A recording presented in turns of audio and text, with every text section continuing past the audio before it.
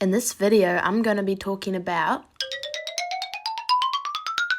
isolation of the New Zealand landmass and how this has influenced the plants and animals that live there. To begin, we're going to be going back 200 million years ago. At this time, New Zealand was part of a supercontinent called Gondwanaland, which is located in the southern hemisphere. As Gondwanaland was one big landmass, all of the flora and fauna living there were able to move about the whole area. However, this changed 85 million years ago due to what we call continental drift. This process took about 20 million years, and for the last 60 million years, New Zealand has remained at a similar location.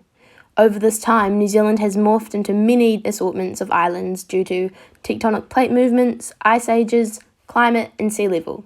Let's dive deeper into the processes that transformed New Zealand into the island nation we know today. Continental drift. The definition of continental drift is the gradual movement of continents across the Earth's surface through geological time. Ultimately, this is caused by convection currents. These are movements in the mantle section of the Earth where the rock is heated by the core, and in doing this, it rises away from the source of heat toward the crust, where it cools and as a result sinks down back towards the core to repeat the cycle. These currents work like a cog and move together in a cyclic motion, which then impact the tectonic plates of the Earth's surface, as the currents can drag them together or apart. In New Zealand, the plate boundary between the Indo-Australian and the Pacific plates subduct. This means they're being forced together by the convection currents. You can see this here. This cycle means that there is constant force and pressure being applied to the tectonic plates, and as a result, this leads to continental drift. Alright, that's enough for the bigger picture. Let's now have a look at what the isolation of New Zealand has meant for the organisms that came with it.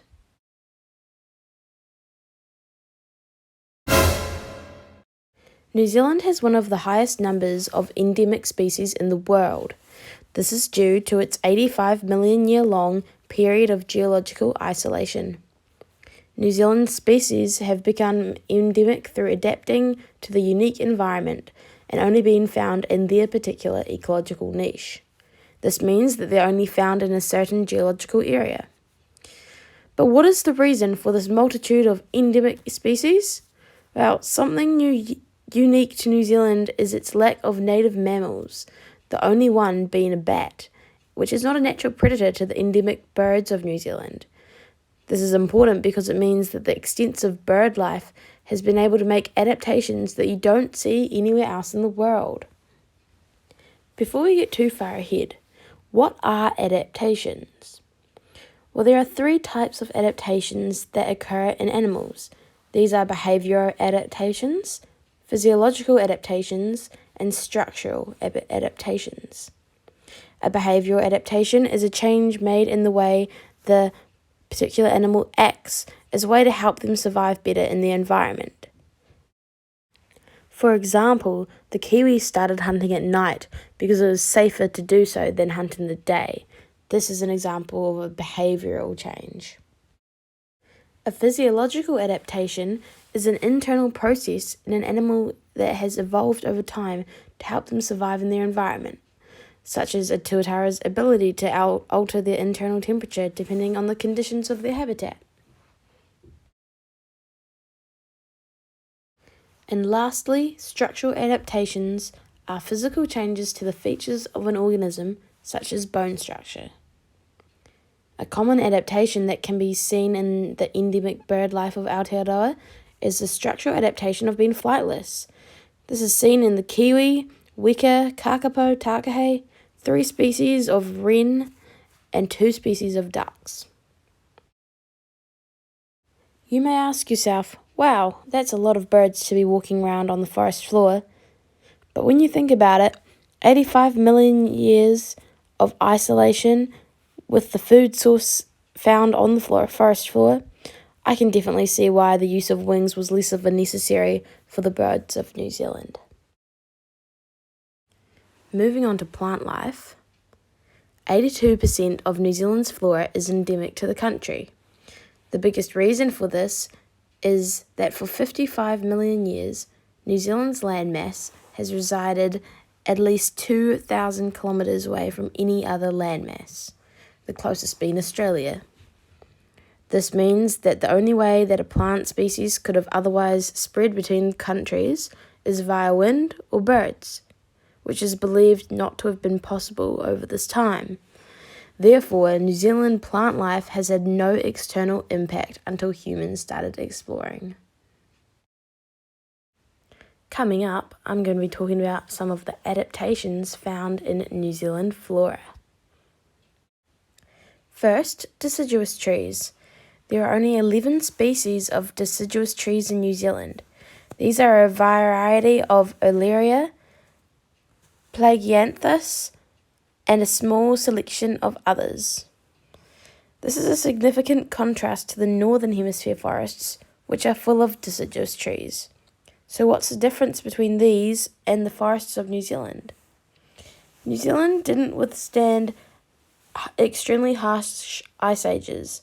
Therefore, this climate did not require them to develop the cold defense adaptation which is seen by the forests of the Northern Hemisphere. A magnitude of Aotearoa's plants have many variations. This can be confusing when trying to identify them, as some have differentiating forms depending on the ecological niche they are growing in.